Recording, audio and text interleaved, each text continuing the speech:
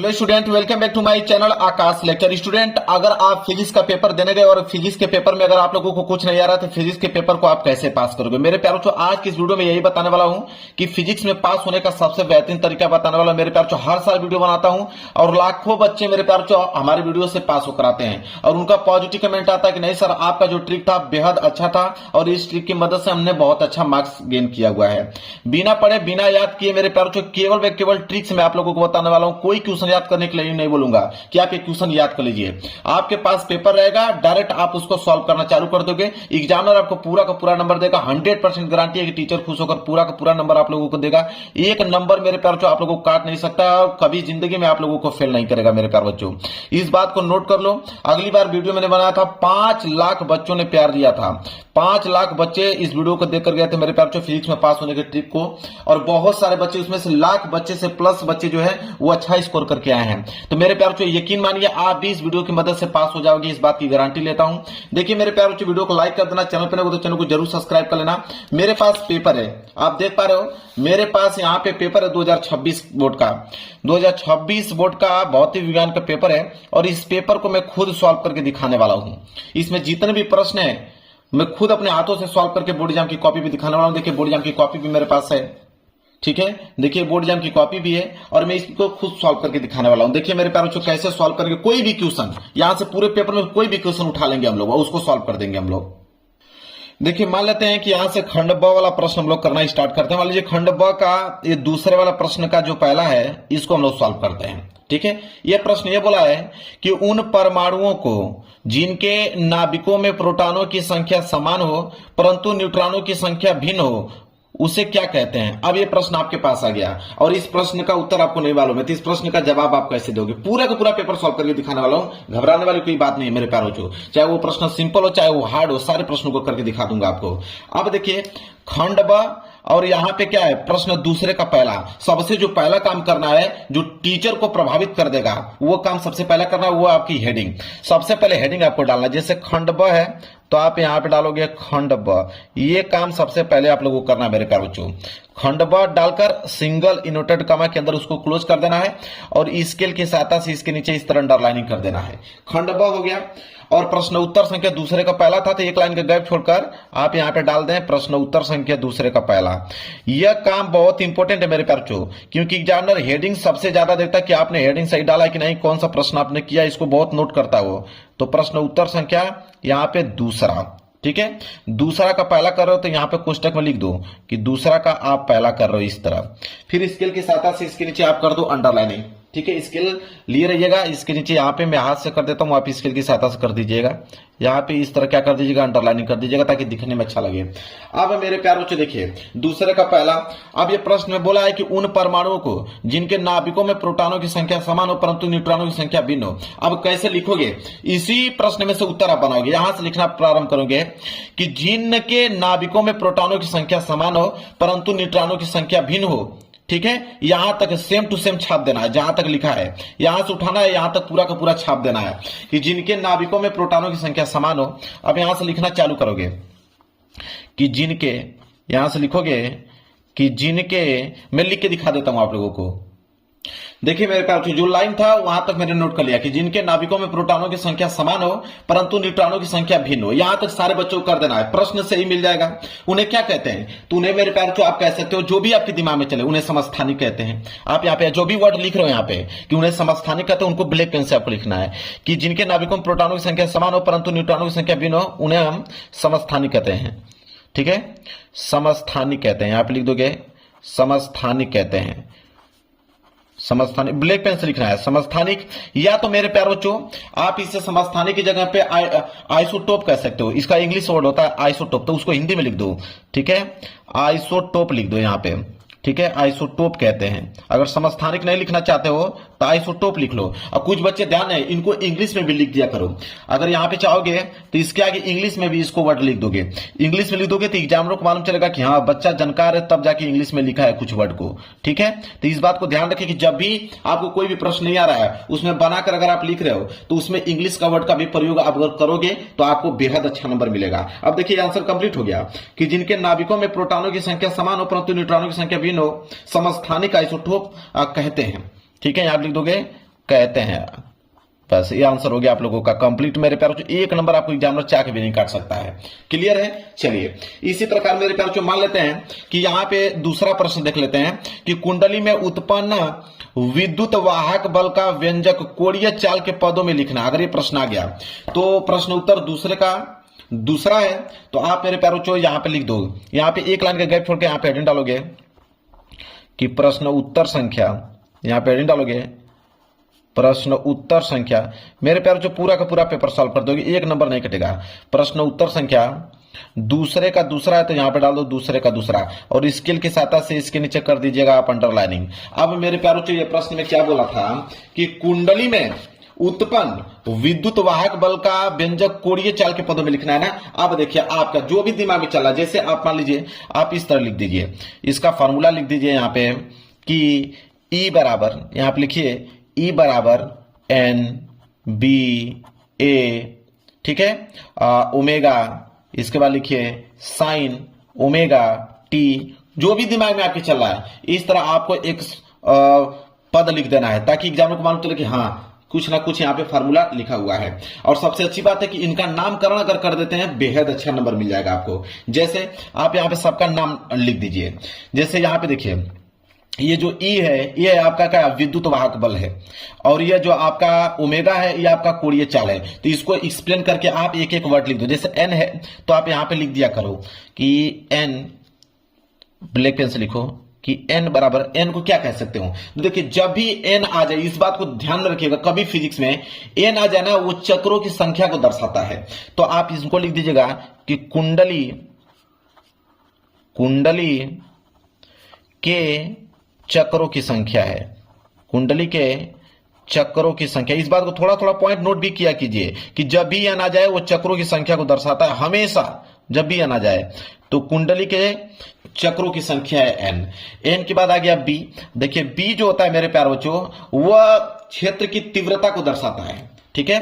तो आप लिखोगे चुंबकीय, यहां पे ऐसे लिख सकते हैं आप कि चुंबकीय क्षेत्र की तीव्रता है, चुंबकीय क्षेत्र की तीव्रता, ऐसे उनका डिनोट कर देंगे तो एग्जाम को मालूम चलेगा कि हाँ इनके बारे में कुछ ना कुछ जानकारी है, तब जाके ये पूरा पूरा एक्सप्लेन करके लिखा हुआ है। जैसे ए जब भी आ जाए, ए जो होता है एरिया को दर्शाता है, क्षेत्रफल को दर्शाता है। तो आप इसको लिख दीजिएगा कि ये तो कुंडली का क्षेत्रफल हो गया, ठीक है, कुंडली का क्षेत्रफल है।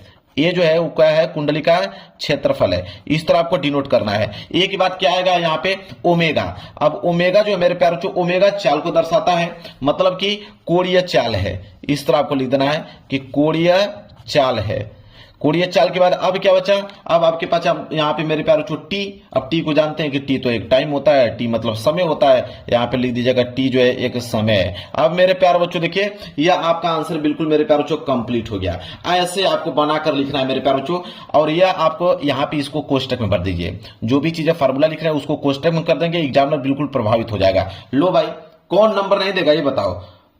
हर एक मेरे प्यारे बच्चे विद्यार्थी अगर ऐसे करके आए हैं, यकीन माने के चलिए कि टीचर आपको खुश होकर पूरा का पूरा नंबर, इतना क्लीन आपने लिखा है, नंबर आपको मिलना ही मिलना था। इस बात को आप नोट कर लो। तो कोई ना कोई समीकरण आपके दिमाग में चला उसको लिखिए, और उनकी जो ये नंबर है, जो ये प्रतीक हैं, उनको आप डिनोट कर दीजिए उनके नामों से। बस हो गया आपको। चलिए प्रश्न और अगला देखते हैं। चलिए मान लेते हैं एक न्यूमेरिकल वाला प्रश्न कर लेते हैं। अगर ये वाला आ जाएगा, न्यूमेरिकल वाला आ जाएगा तो कैसे करोगे? जैसे बोला है कि एक पीएन संधि डायोड का अग्र अभिनत में प्रतिरोध जो है 10 ओम है। यदि अग्र वोल्टेज में 0.025 वोल्ट का परिवर्तन करें तो डायोड धारा में कितना परिवर्तन होगा? अगर ये प्रश्न आ जाए, दूसरे का चौथा है, ठीक है। तो अगर इसको करोगे तो मैंने क्या बोला, सबसे पहले हेडिंग, इस बात को आप ध्यान रखिएगा, सबसे पहला जो काम करना है मेरे प्यारों को हेडिंग। तो आप लिखोगे प्रश्न उत्तर संख्या दूसरे का चौथा। तो प्रश्न उत्तर संख्या लिखोगे दूसरे का, यहाँ पे चौथा हो गया, और स्केल की सहायता से इसके नीचे कर दीजिएगा अंडरलाइनिंग, ठीक है। अब मेरे प्यारों को एक बात को ध्यान रखिए, जब भी आप फिजिक्स का पेपर सॉल्व कर रहे हो तो इस बात को हमेशा नोट रखें कि सादा पेज नहीं छोड़ना है। मतलब कोई भी पेज आपको सादा नहीं छोड़ना है। पेपर में आए हुए क्वेश्चन से रिलेटेड आपको कोई भी कीवर्ड याद हो तो लिख दें, या कोई भी आंसर याद हो तो लिख दें। मतलब कोई भी प्रश्न अगर आपको याद आ, कोई भी प्रश्न आपको क्वेश्चन दिया हुआ है, उस क्वेश्चन में कोई भी कीवर्ड आपके पास है, उन कीवर्डों को लिखना चालू कीजिए। अगर कीवर्ड के बारे में नहीं जानते तो कोई किसी भी प्रश्न का उत्तर हो, आपको याद है तो उस प्रश्न में आप लिख दीजिए, आपको नंबर मिलना तय है, इस बात को ध्यान में रखें। लेकिन क्वेश्चन छोड़ के नहीं आना है, ना तो सादा पेज छोड़ के आना है, इस बात को हमेशा नोट रखें। तो प्रश्न उत्तर संख्या दूसरे का चौथा है, तो दूसरे का चौथा में क्या क्या बोला था उसको नोट करते हैं कि एक पीएन सदी डायोड का अग्र यहाँ पे प्रतिरोध 10 ओम दिया है। तो एक चीज हमको मालूम चल गया कि प्रतिरोध यहाँ पे 10 ओम दिया हुआ है, ठीक है। अब कैसे लिखोगे, सबसे पहले देखिए लिखने का स्ट्रक्चर यह है, सबसे पहले लिखोगे कि दिया है, उसको सजाओगे ताकि एग्जामिनर प्रभावित हो पाए आपसे। लिखोगे कि दिया है, क्या दिया था, तो दिया था कि अग्र अभिनत में डायोड का प्रतिरोध, ठीक है, बोला था ना। तो आप लिखोगे कि अग्र अभिनत, अग्र अभिनत देखिए कैसे बनाकर आप लिखोगे, एग्जामिनर थोड़ा सा भी नहीं पकड़ पाएगा। अग्र अभिनत में डायोड का प्रतिरोध, ये तो दिया था, जो चीज दिया है उसी को हम लोग नोट कर रहे हैं, ठीक है। इसका कुछ भी दिमाग हम लोग अपने तरीके से नहीं लगा रहे हैं, ठीक है। प्रतिरोध ये दिया था, प्रतिरोध को हमको मालूम है कि प्रतिरोध को किससे डिनोट करते हैं, आर से। तो आप लिखोगे आर, आर से प्रतिरोध को डिनोट करते हैं, जो कि कितना दिया था, 10 ओम दिया था। तो आप लिखोगे 10 ओम। इतना चीज तो पहले ही लाइन से हमें समझ में आ गया कि ये दिया हुआ है। इसके बाद देखिए क्या दिया हुआ है कि यदि अग्र वोल्टेज, ठीक है, अग्र वोल्टेज दिया है कि अग्र वोल्टेज में इतना का परिवर्तन करें, मतलब अग्र वोल्टेज में परिवर्तन दिया है 0.025 वोल्ट का। तो आप लिखोगे अगली लाइन, यहां पे लिखोगे कि अग्र वोल्टेज में परिवर्तन, अग्र वोल्टेज में परिवर्तन। अब अग्र वोल्टेज में परिवर्तन, ठीक है, तो परिवर्तन को हम बोलते हैं यहां पे डेल्टा वी, ठीक है, डेल्टा वी, ठीक है। अग्र वोल्टेज में परिवर्तन को डेल्टा वी कहते हैं, जो कि दिया था कितना, 0.025 वोल्ट दिया था, ऐसे लिख दीजिए, ठीक है। देखिए कितना अच्छे से लिख रहे हैं। इसके बाद आप दिमाग लगाइए, यहां पे सूत्र बनाइए।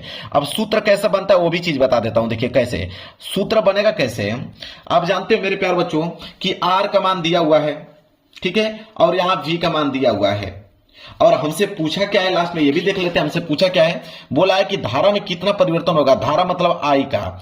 तो आई बराबर फार्मूला क्या बन सकता है, आपके पास अगर वी है और आर है तो आपके पास फार्मूला क्या बन सकता है, एक तो फार्मूला बन जाएगा आई बराबर वी इंटू आर, एक फार्मूला बन जाएगा आई बराबर वी बटे आर, एक फार्मूला बन जाएगा आई बराबर आर को ऊपर कर दो, वी को नीचे कर दो, कोई फार्मूला बनेगा। इन तीनों में से कोई फार्मूला एक आप लिख दो। मान लेते हो कि आप लिख दो यहां पे कि आई का मतलब डेल्टा आई लिखिए, डेल्टा आई बराबर धारा में परिवर्तन पूछा था ना, तो डेल्टा आई बराबर आप कह दीजिए कि डेल्टा वी बटे आर होता है, ठीक है। आपका मन करेगा तो आप ये वाला फॉर्मूला भी लगा दीजिएगा कि डेल्टा आई बराबर डेल्टा वी इंटू आर, या तो आप ये लिख दीजिएगा कि डेल्टा आई बराबर आर को ऊपर कर दीजिए, डेल्टा वी को नीचे कर दीजिए। जब नहीं कुछ आएगा तो यही तो दिमाग लगाओगे आप, बहुत फार्मूला बन जाएगा, बस कैलकुलेशन करते जाइए। मान लीजिए मैंने ये फार्मूला ले लिया यहाँ पे, तो यहाँ पे हो जाएगा मेरे प्यारे बच्चों डेल्टा आई बराबर क्या जाएगा, डेल्टा वी का मान है आपका 0.025 वोल्ट, और बटे में आर का मान है यहाँ पे 10, ठीक है। अब यहां पे कटा दीजिए, जब इसको कटाएंगे तो डेल्टा आई बराबर जो मान आ जाएगा वो आ जाएगा 0.0025, और आई जो है धारा है तो उसका मात्रक एम्पियर होगा, ठीक है। इतना आ गया। और इसको हम लोग मिली एम्पियर में भी चेंज कर सकते हैं, तो आप इस तरह लिख दीजिएगा थोड़ा बढ़ाकर के डेल्टा आई बराबर ये हो जाएगा आपका 0.0025 एम्पियर है, तो इसको हम मिली एम्पियर में चेंज करेंगे तो ये हो जाएगा 2.5 मिली एम्पियर हो जाएगा। आंसर लिखते समय आप इस तरह लिखिए कि डायोड में आप लिखेंगे धारा में परिवर्तन पूछा था ना, तो लिखेंगे डायोड धारा में परिवर्तन, डायोड धारा में परिवर्तन, ऐसे आपको सजा के लिखना है। डायोड धारा में परिवर्तन बराबर कितना आ गया, तो आ गया आपका 2.5 मिली एम्पियर, तो आप लिखिएगा मिली एम्पियर। लो भाई आंसर कंप्लीट। कौन नहीं देगा बताओ, कौन आपको नंबर नहीं देगा, इस बात की गारंटी लेता हूं, पूरा का पूरा नंबर आपको मिलेगा। लिखिए तो सही आप इस तरह बनाकर, देखिए कैसे नंबर आप लोगों को मिलता है मेरे प्यारे बच्चों। चलिए बहुत सारे प्रश्न देख लेते हैं, अब लॉन्ग वाला प्रश्न देख लेते हैं ताकि आपको विश्वास हो पाए, आपके अंदर कॉन्फिडेंस आ पाए। चलिए खंड 100 वाला करके दिखा देता हूं। देखिए खंड 100 है, खंड 100 में मेरे प्यारे बच्चों में मान लीजिए तीसरा वाला प्रश्न कर लेता हूं। तीसरा वाला प्रश्न थोड़ा बड़ा है, इसको करने में मजा आएगा। बोला है कि दो बिंदु आवेशों को, ध्यान से पढ़िए, प्रश्न को ध्यान से पढ़ना है। दो बिंदु आवेशों को वायु में एक निश्चित दूरी पर रखने पर उनके बीच 80 न्यूटन का बल कार्य करता है। इन्हीं आवेशों को एक परावैद्युत में इतनी ही दूरी पर रखा जाता है तो बल का मान 8 न्यूटन हो जाता है। तो माध्यम का परिविद्युतांक ज्ञात करना है मेरे प्यारे बच्चों। देखिए कैसे आप इस प्रश्न को करोगे। सबसे पहले खंड 100 और प्रश्न तीसरे का तीसरा है। तो सबसे पहला जो काम आपको करना है, इस बात को ध्यान में रखें, हेडिंग डालना है। अब बोला है कि खंड स, तो आप यहां डालोगे खंड स, ये हेडिंग आपने डाल दिया, ठीक है। ये हो गया खंड स, सिंगल इनवर्ट कॉमा अंदर उसको क्लोज कर नीचे आप अंडरलाइन कर दीजिएगा। प्रश्न उत्तर तीसरे का तीसरा है, तो आप यहाँ पे एक लाइन के गैप छोड़कर आप डालोगे। हेडिंग सबसे इंपॉर्टेंट है, हेडिंग को मिस नहीं करना है मेरे प्यारों, इस बात को नोट रखें। प्रश्न उत्तर संख्या आप डालोगे, प्रश्न उत्तर संख्या तीसरे का तीसरा है, तो लिखोगे तीसरे का तीसरा, इस तरह स्केल की सहायता से इसके नीचे कर देना आपको अंडरलाइनिंग। अब हो गया, अब प्रश्न को करना चालू करेंगे। अब मेरे प्यारों जो बोला है यहाँ पे ध्यान दीजिए कि दो बिंदु आवेशों को वायु में एक निश्चित दूरी पर रखने पर उनके बीच 80 न्यूटन का बल कार्य करता है, ठीक है। अब यहाँ पे वायु में जैसे बोला है कि वायु में जो बल काम कर रहा है वो कितना कर रहा है, 80 न्यूटन का कर रहा है। एक चीज हमको तो मालूम चल गया कि दिया हुआ है, तो दिया हुआ है तो सबसे पहले हम लोग पहला हेडिंग रहेगा कि दिया है, यहां पे लिखेंगे कि दिया है, ये आपकी हेडिंग रहेगी कि दिया है। क्या दिया है, मतलब वायु में, वायु को बोलते हैं निर्वात में, तो आप लिख सकते हो वायु में या निर्वात में, ऐसे लिख देना बनाकर कि वायु और कोष्टक में निर्वात लिख देना, ताकि एग्जाम को मालूम चल पाए। वायु या निर्वात में बल कितना दिया था, 80 न्यूटन, तो यहां आप लिख दोगे कि वायु या निर्वात में बल जो है वह 80 न्यूटन। तो वायु जब निर्वात में आ जाए तो हमेशा हम लिखते हैं F0, ठीक है, या इसको F0 कह सकते हो। तो F0 बराबर हम लिखेंगे 80 न्यूटन, जो दिया था, जो दिया है उसको हमने बना लिया इस तरह। इसके बाद देखेंगे और दिया है मेरे प्यारे बच्चों कि इन्हीं आवेशों को एक पैराविद्युत में इतनी ही दूरी पर रखा जाता है तो बल का मान 8 न्यूटन हो जाता है। मतलब पैराविद्युत माध्यम में बल जो है वो 8 न्यूटन दिया है। तो अगली एक लाइन छोड़कर हम लोग यहाँ पे हेडिंग डालेंगे कि परावैद्युत, देखिए सब कुछ क्वेश्चन में मिल जाएगा, बस बनाकर आपको लिखना है। परावैद्युत माध्यम में बल, परावैद्युत माध्यम में बल। अब परावैद्युत माध्यम में बल जो है मेरे प्यारे बच्चों उसको हम लोग F से डिनोट करेंगे। F बराबर क्या है आपका 8 न्यूटन, तो यहां पे लिख दोगे 8 न्यूटन। क्लियर है। अब मेरे प्यारे बच्चों देखिए ध्यान से, अब हम क्या करेंगे, जो हमसे क्वेश्चन में पूछा है कि माध्यम का परावैद्युतांक ज्ञात कीजिए, ठीक है, माध्यम का परावैद्युतांक। तो अब हम लिखेंगे परावैद्युतांक बराबर परावैद्युतांक। अब हम बनाएंगे यहां पे फार्मूला मेरे प्यारे बच्चों, परावैद्युतांक बराबर यहां फार्मूला क्या होगा, F बराबर, अब आपके पास क्या है, एक तो F0 है और एक आपका F है, तो फार्मूला क्या बन जाएगा, भाग दे दीजिए। तो बड़ा में छोटे का भाग दे दीजिए, फार्मूला लिखे बन जाएगा। बड़े में छोटा का भाग देंगे ना, तो आप लिखिएगा F0 बटे F। लो भाई फार्मूला बन गया। तो F0 का है 80 न्यूटन और F का है 8, काट दोगे मेरे प्यारों तो आ जाएगा आपका 10, ठीक है। और इस बात को ध्यान रखिए, पैरावैद्युतांक को हम लोग K से डिनोट करते हैं, ठीक है। तो यहां पे आ जाएगा पैरावैद्युतांक K बराबर कितना आ जाएगा, 10 आ जाएगा। और इसको थोड़ा सा आप ऐसे एक्सप्लेन करके लिख सकते हो, ठीक है। इसको आंसर लिख दीजिएगा या तो यहां पे लास्ट में दीजिएगा कि अतः, थोड़ा सजा कर लिख दीजिएगा कि अतः दिए गए माध्यम का परावैद्युतांक अतः दिए गए माध्यम का जो परावैद्युतांक है वो कितना हो गया, 10 है। ऐसे बनाकर लिखिए। देखिए नंबर कौन नहीं आपको देता है मेरे प्यारे बच्चों, एक बार करके तो सही देखिए। इसी तरह 1 लाख बच्चे हर साल पास नहीं होते मेरे ट्रिक से, तो इस बात को आप नोट कर लीजिए। चलिए और प्रश्न देखते हैं, थोड़ा बड़ा प्रश्न देख लेते हैं हम लोग। लो अब हम आ गए खंड द का मेरे प्यारों हम लोग दूसरा प्रश्न देख लेते हैं। इस तरह का प्रश्न बहुत एग्जाम में आता है, ठीक है, न्यूमेरिकल वाला। तो खंड द प्रश्न चौथे का दूसरा। तो सबसे पहला जो काम करना है वो भाई हम लोगों को यहाँ पे हेडिंग डालना है खंड द, तो लिखेंगे खंड द, सिंगल विंडो का बंद उसको क्लोज कर देंगे। खंड द प्रश्न उत्तर क्या था, चौथे का दूसरा। तो एक लाइन का गैप छोड़कर यहाँ पे डालेंगे प्रश्न उत्तर संख्या चौथे का दूसरा। हेडिंग तो भाई मिस नहीं करना हम लोगों को, इस बात तो भाई ध्यान रखना आपको। प्रश्न उत्तर संख्या दूसरे का चौथा, इस तरह कर देना है। अब क्वेश्चन पढ़ते हैं। देखिए क्वेश्चन में क्या है, क्वेश्चन में यह है कि किसी खोखले बेलन के भीतर 17.7 × 10⁻12 कूलम आवेश है। इसके वक्र पृष्ठ से समृद्ध विद्युत flux 1.5 newton metre square coulomb. इसके किसी एक समतल पृष्ठ से समृद्ध विद्युत फ्लक्स का मान क्या होगा। मेरे प्यार बच्चों यहाँ पे चित्र बना लीजिए। कैसे, देखिए दिमाग लगाइए। बोला है किसी खोखले बेलन, तो खोखला बेलन का एक चित्र बना देंगे ना, तो एग्जामिनर प्रभावित हो जाएगा कि हाँ इसके बारे में जानता है तब तो चित्र बनाया है। तो खोखला बेलन का यहाँ पे चित्र बना लीजिए ऐसे। लो भाई ये हो गया खोखला बेलन का, हमने चित्र बना लिया यहाँ पे, ठीक है। ये खोखला बेलन का इस तरह आपको चित्र बना लेना है। ये मान लेते हैं यहाँ पे क्यू आवेश है, ठीक है, और यहाँ पे भी क्यू आवेश काम कर रहा है और यहाँ पे चित्र बन गया। अब मेरे प्यारों से देखिए क्वेश्चन में बोला है हमसे क्या कि किसी खोखले बेलन के भीतर, देखिए भीतर जो है मेरे प्यार बच्चों वो इतना कूलाम आवेश काम कर रहा है और इसके वक्र पृष्ठ पे जो है इतना न्यूटन मीटर कूलाम काम कर रहा है।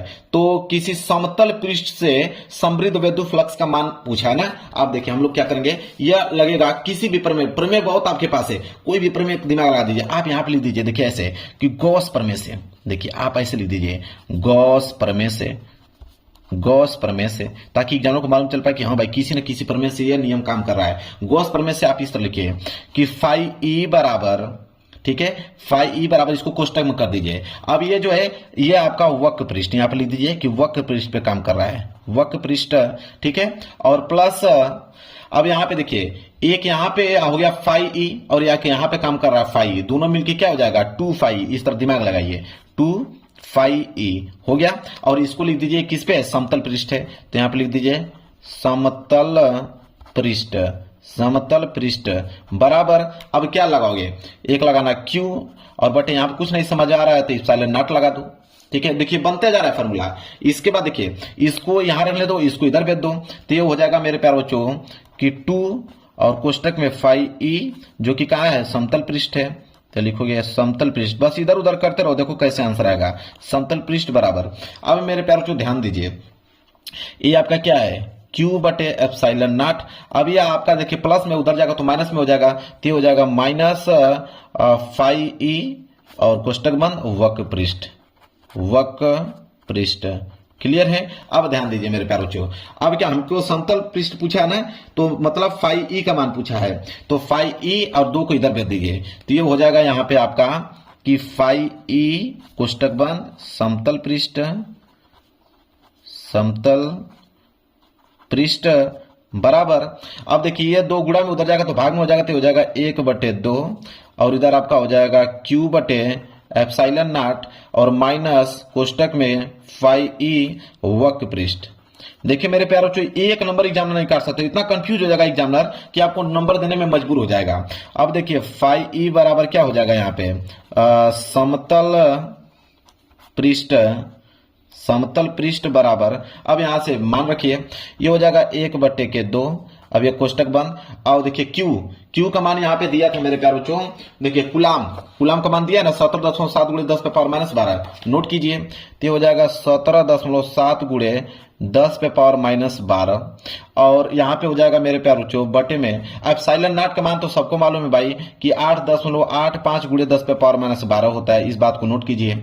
और माइनस यहाँ पे QE वक्र पृष्ठ में कितना दिया था मेरे प्यारे बच्चों, तो वक्र पृष्ठ में दिया था 1.5 न्यूटन, ठीक है, तो यहाँ पे लिख देंगे 1.5। अब ध्यान से देखिए ये 10 पे पावर माइनस 12 और 10 पे पावर माइनस 12 कैंसिल हो जाएगा कि नहीं, बिल्कुल कैंसिल हो जाएगा।